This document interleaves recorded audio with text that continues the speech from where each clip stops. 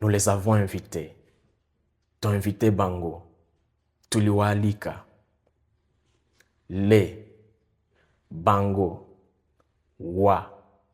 C'est quoi en anglais? C'est notre leçon d'aujourd'hui. Hello everybody, my name is Luke Moulindwa, your English coach, et je suis ici pour t'aider à améliorer ton anglais. Aujourd'hui, nous avons une leçon très intéressante. Reste jusqu'à la fin. Previously, we learned personal pronoun subject. La fois passée, nous avons appris les pronoms personnels sujet. Guess what? Aujourd'hui, nous voulons apprendre maintenant les pronoms personnels compléments. Personal pronoun object. Répète après moi. Personal pronoun object. Une fois encore. Personal pronoun object. Toi seul maintenant. Non, je t'ai pas entendu. À haute voix. That's it. Fantastic. Personal pronoun object. Les pronoms personnels compléments. D'abord, il faut savoir que les pronoms personnels compléments en anglais en français plutôt, en français, les pronoms personnels compléments viennent avant les verbes. Mais en anglais, les pronoms personnels compléments viennent après les verbes. C'est ça la différence. Après observation, j'ai constaté que même en lingala, donc le lingala, la structure du lingala et l'anglais, c'est la même. Les pronoms personnels compléments viennent à la fin.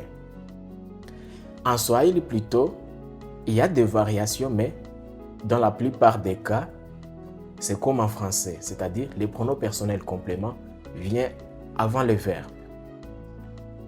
On va y aller très lentement. D'abord, les pronoms personnels sujet, c'était I, you, he, she, it, we, you, they. Qu'on dit en français, je, tu, il, elle, nous, vous, il, elle. Maintenant, les pronoms personnels compléments sont les suivants. Me, you, him, her, it, us, you, them. Qu'on dit en français, mais ou bien M apostrophe, T ou bien T apostrophe, les ou bien L apostrophe, la ou bien L apostrophe, nous, vous et les du pluriel. That's all. Alors, on va y aller un à un. On commence d'abord avec les pronoms personnels compléments qu'on utilise pour la première personne du singulier. Me. Me qui est mais ou bien M apostrophe en français. Par exemple, elle me regarde. Elle me regarde. En anglais, on dira she looks at me. She looks at me. Mais en anglais, c'est me. Elle me regarde. She looks at me. That's why. Let me give you another example. Tu m'appelles souvent. Tu m'appelles souvent. You call me often. You call me often. Donc, les me en anglais, c'est M apostrophe en français. You call me often. Tu m'appelles souvent. Un autre exemple. I make mistakes, but my dad understands me and corrects me. I make mistakes, but my dad understands me and corrects me. Je commets les erreurs, mais mon père me comprend et me corrige. Dans cette phrase, nous avons les pronoms personnels compléments deux fois. Je commets les erreurs, mais mon père me comprend et me corrige. I make mistakes, but my father understands me and corrects me. Easy. Si tu as compris, je me souviens d'une chanson qu'on chantait à l'école des dimanches lorsque j'étais encore enfant. Jésus m'aime, Zamba lingingai, Yeswa lingingai. En anglais maintenant, tu vas dire quoi? Christ m'aime. Christ m'aime. On dira quoi? Christ loves me. Christ loves me. Le M apostrophe, c'est me. OK, let's move to the second, ou bien le deuxième pronom personnel complément, c'est-à-dire la deuxième personne du singulier. C'est you. You, c'est-à-dire les mêmes pronoms qu'on utilise pour les pronoms personnels sujet, c'est les mêmes qu'on utilise aussi pour les pronoms personnels complément. Et you, c'est l'équivalent de T ou bien T apostrophe en français. For example, je te vois. Je te vois. En anglais, on dira I see you. I see you. You, c'est l'équivalent de T. En français, le pronom personnel complément vient avant le verbe, tandis qu'en anglais, c'est après le verbe. Je te vois, I see you. Elle t'écoute toujours. Elle t'écoute toujours. She always understands you. She always understands you. La troisième phrase, c'est pour toi maintenant. Nous te remercions. Nous te remercions. On dira quoi en anglais? We thank you. We thank you. Simple. Donc, le pronom personnel complément ou la deuxième personne dit singulier, c'est you.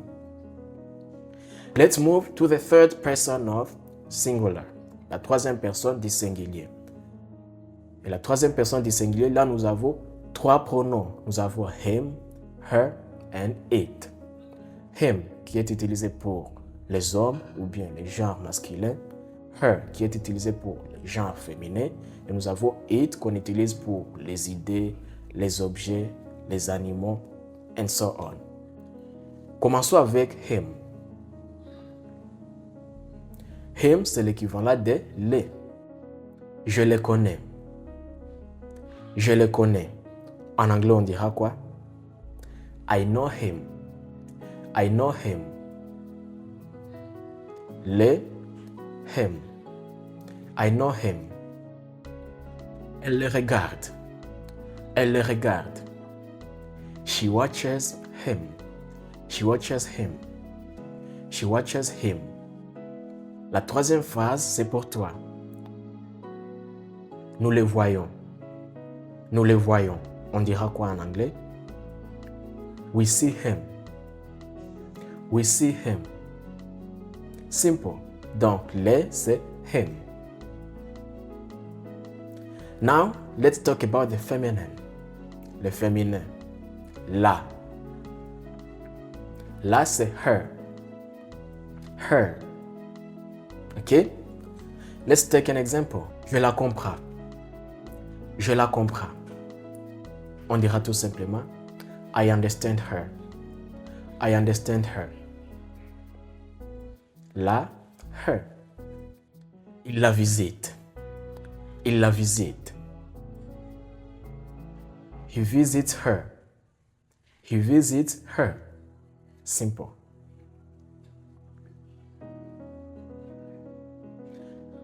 La troisième phrase, c'est pour toi.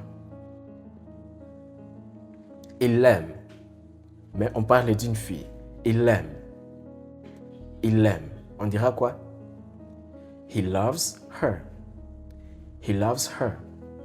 Ici maintenant, il y a une différence. En français, si tu dis il l'aime, tu ne sais pas si on parle d'une fille ou bien d'un garçon. Il l'aime. Il aime qui? Est-ce qu'il s'agit d'une fille ou bien il s'agit d'un garçon? Et surtout, les pronoms personnels compléments nous montrent celui qui reçoit l'action. Alors, il l'aime. Qui reçoit l'action? Est-ce que c'est un homme? Est-ce que c'est une femme? On ne sait pas. Mais en anglais, on connaît. Si c'est un homme, on dira He loves him. He loves him. Si c'est une fille, on dira He loves her. He loves her.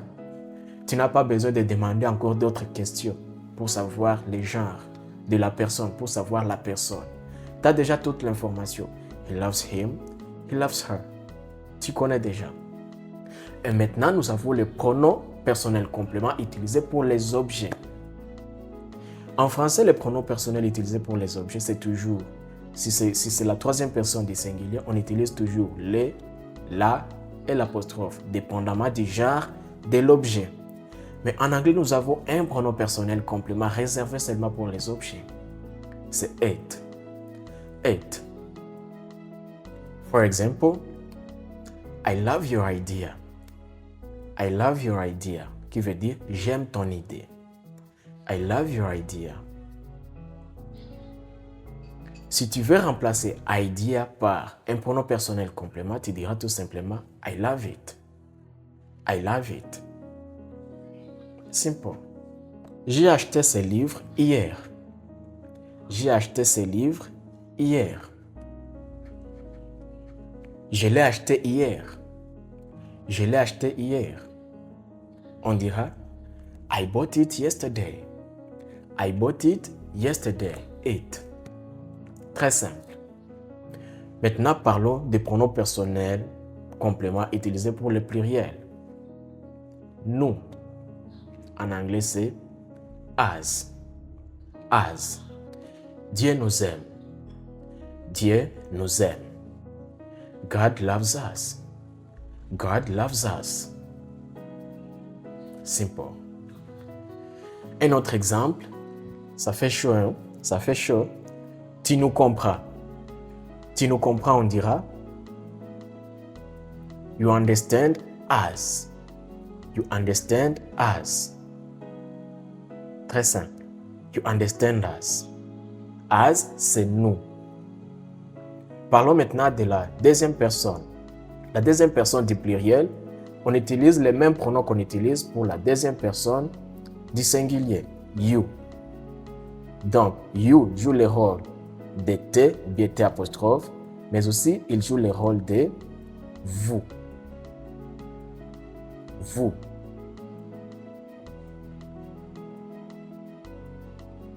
Nous sommes en train de vous attendre. Nous sommes en train de vous attendre. En anglais, on dira We are waiting for you. We are waiting for you. Très simple. We are waiting for you. Vous, you. Un autre exemple, elle vous connaît. Elle vous connaît, on dira She knows you. She knows you. Elle te connaît? She knows you. Elle vous connaît? She knows you. N'oublie pas ça. Les pronoms personnels compléments utilisés pour la deuxième personne du singulier, c'est les mêmes qu'on utilise pour la deuxième personne du pluriel. And then we have les du pluriel. C'est-à-dire, on l'utilise pour un groupe de garçons, un groupe de filles, un groupe d'objets, les. On dira quoi en anglais? Them. Them. C'est ici maintenant que j'ai dit, nous les avons invités. T'as invité Bango. T'as invité Bango. Tuliwa alika. En anglais, on dira We invited them. We invited them. Them. Ce n'est pas them, ce n'est pas them, mais c'est the. Répète après moi. Them. Encore, them. Toi seul, à haute voix, je t'ai pas compris. Them, c'est ça. We invited them. Traduis-moi maintenant cette phrase. Je les vois. Je les vois. I see them. I see them. C'est ça. Et c'est la fin. Donc, tu as déjà tous les pronoms personnels compléments qu'on utilise en anglais.